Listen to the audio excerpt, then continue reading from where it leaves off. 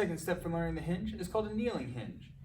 From this position, we're going to have our hips neutral, rib cage stacked over our hips. We're going to be bracing like we have before.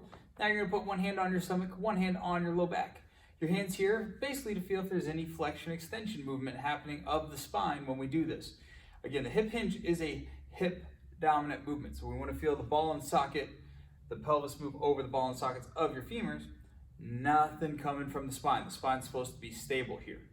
So one hand in front, one hand in back, and basically you're going to take your tailbone back towards your heels, nice and slowly here, trying to figure out how to actively pull yourself back with your legs, sitting into your hips.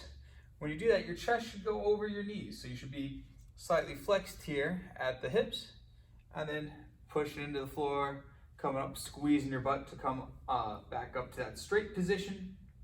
Abs should be tight. So again, abs tight. Find that sit back position. No movement of the spine.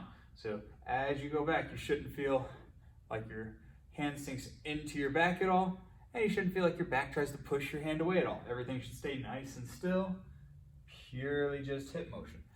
If you're having trouble with that, then decrease your motion and move real slow here, figuring out how to keep your tension and how to find that movement from your hips to rock back and really figure out how to load these back structures here.